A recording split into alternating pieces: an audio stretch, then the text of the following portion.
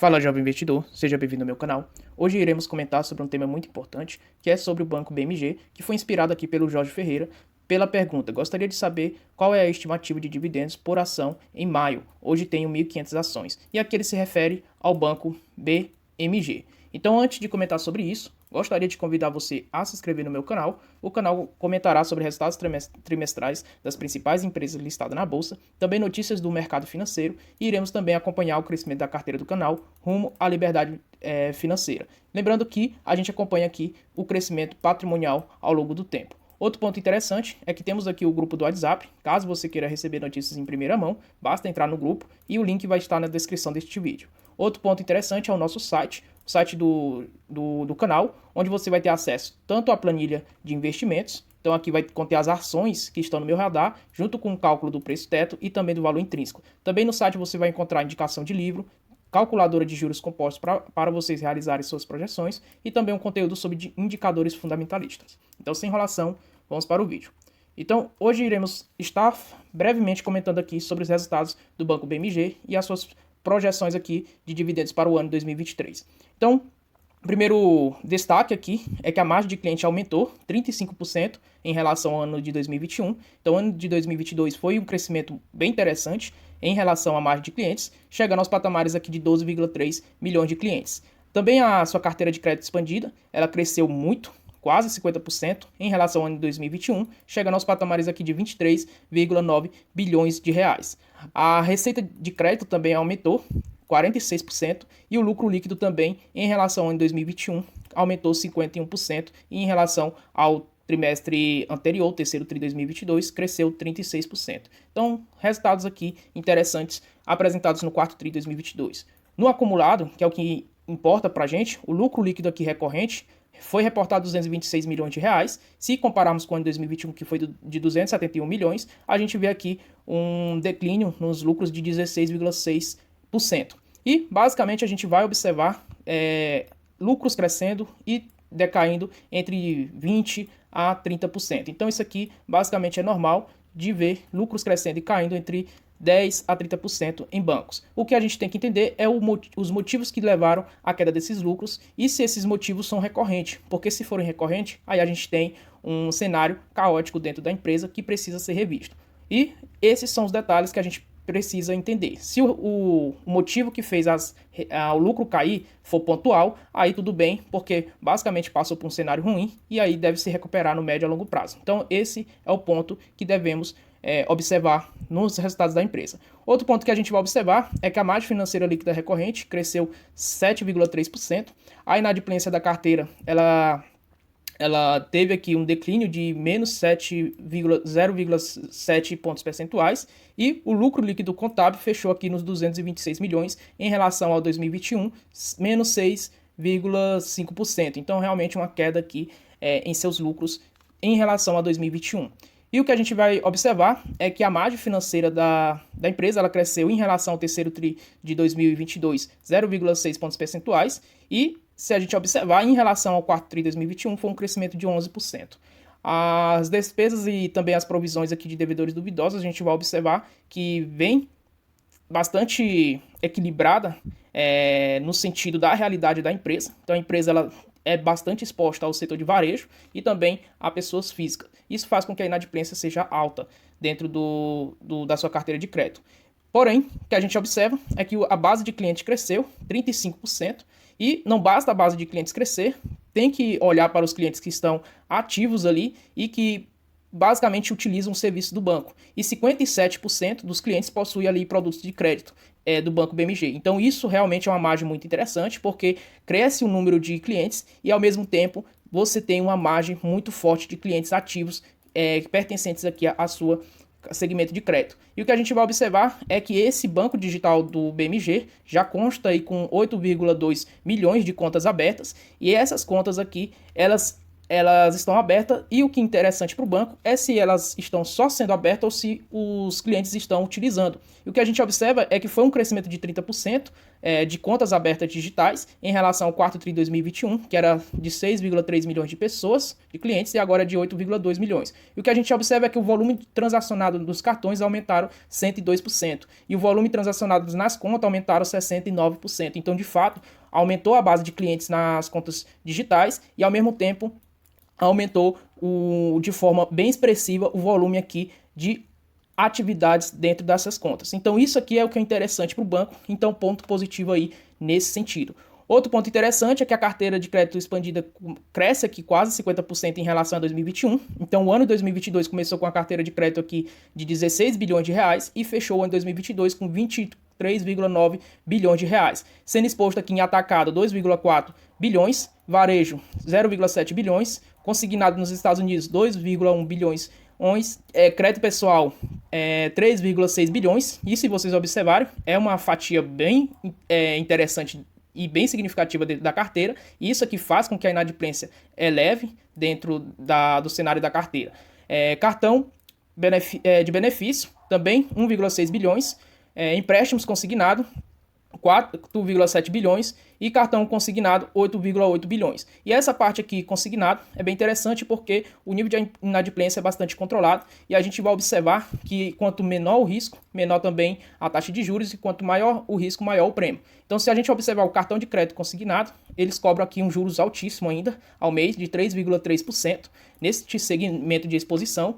Para empréstimos consignados, eles cobram uma fatia aqui de juros de 1,9% ao mês, ainda é muito alta. Então, de fato, ser banco no Brasil é muito interessante, porque a taxa de juros aqui é bem elevada no seu histórico. Além disso, os juros cobrados pelos bancos realmente muito alto. Se a gente observar o cartão consignado de benefício, é uma taxa que média de juros cobrado de 3,1% ao mês. E aumentou expressivamente aqui o volume, chegando aos patamares aqui de 1,5 bilhões de negociações, de movimentação, onde no terceiro tri de 2022 era de apenas 914 milhões. E se a gente observar lá atrás, em 2021, ou seja, no segundo tri de 2022, 8 milhões, e se a gente olhar em 2021, nem tinha esse segmento. Então, ponto positivo aí, onde eles conseguiram captar bastante recurso.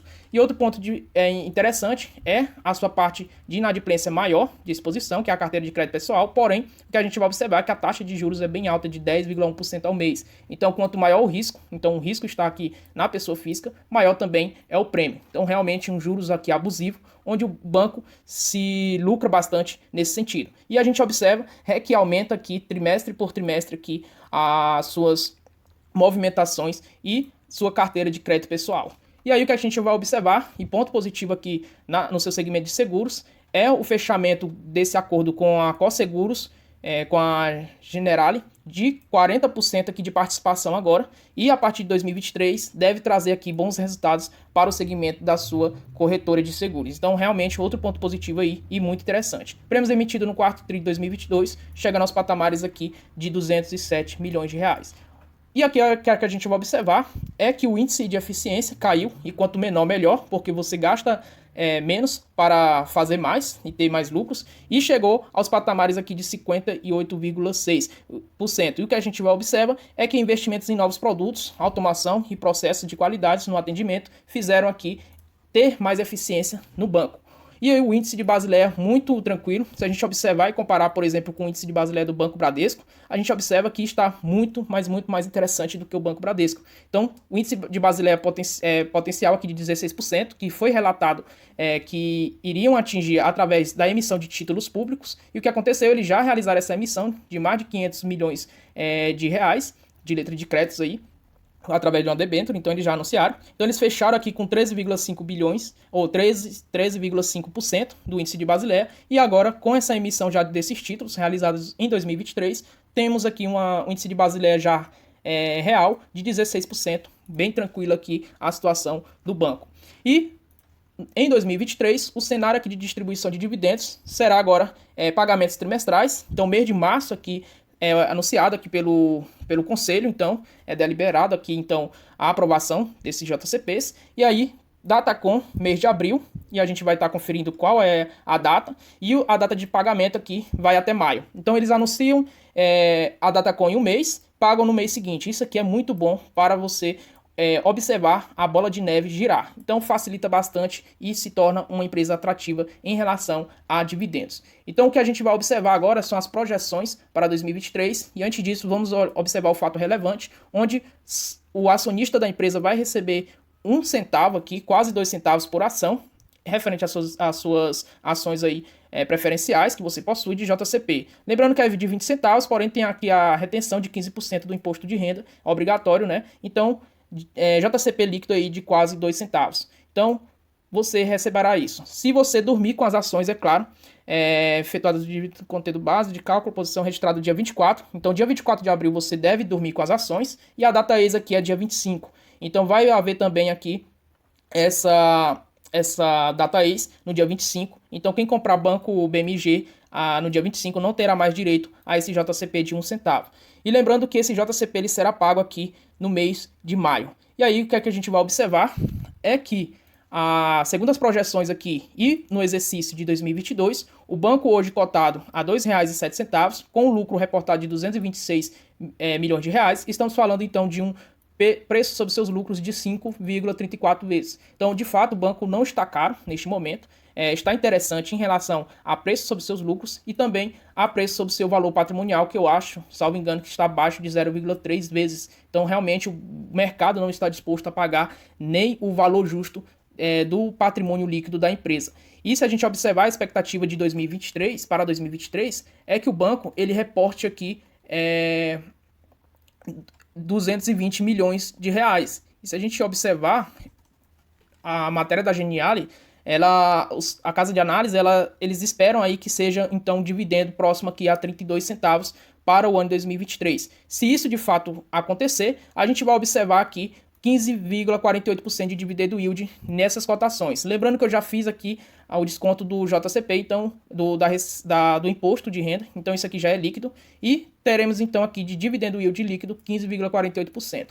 E aí, respondendo a pergunta então do nosso inscrito, o Jorge, ele tem 1.500 ações e ele pergunta quanto ele irá receber no mês de maio. Então, referente aqui às suas 1.500 ações e ao anúncio desse JCP já líquido de quase 2 centavos, ele vai receber aqui no mês de maio R$ 25,50. Então é sempre manter o foco, pegar os dividendos, reinvestir novamente, e aqui a gente já observa que ele vai comprar já algumas ações só com dividendos do Banco BMG, e nesses preços se torna muito interessante. Se a gente observar alguns indicadores, e eu vou estar entrando aqui ao vivo aqui com vocês, ações BMGB4.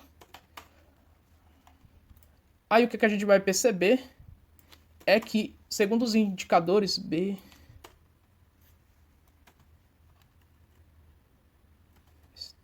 é assim mesmo, pessoal. Quando a gente faz ao vivo, BMGB4, a gente tem esses atrasozinhos. Então, se a gente observar, praticamente vai ser o mesmo dividendo yield aqui reportado no ano 2020, do ano 2022.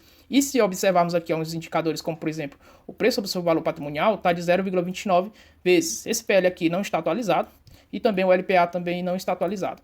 E se a gente observar o valor patrimonial da empresa, então o patrimônio líquido hoje é de 4 bilhões da empresa e está sendo negociado a 1,2 bilhões, o que deixa a empresa muito interessante em relação ao seu valor patrimonial. E ponto interessante aqui, free float de apenas 17%, isso faz com que a liquidez dos papéis sejam baixa. Então, se você observar a liquidez aqui abaixo de 2 milhões de reais, porém, para o acionista aqui sardinha, que tem pouco patrimônio, o papel aqui não é nenhum problema nesse sentido. E também tem tag along aqui de 100%. Então, um papel aí interessante para quem visa dividendos, porém tem que tomar cuidado, porque precisa avaliar o projeto de crescimento da empresa, e só esse free float aqui a gente já vê que a empresa não tem intenções aqui de ter acionistas, ou seja, sócios. O que ela tem intenção é basicamente de pegar seus papéis aqui e vender seus papéis e adquirir as ações. E quando elas quiserem tirar os papéis do mercado, isso aqui vai ser muito fácil para ela, porque apenas 17, quase 18% aí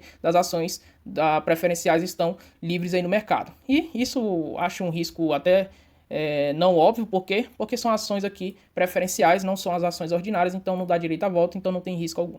Então era isso, pessoal. Espero Espero que vocês tenham gostado do vídeo, se inscrevam no canal, deixe aquele like e até a próxima.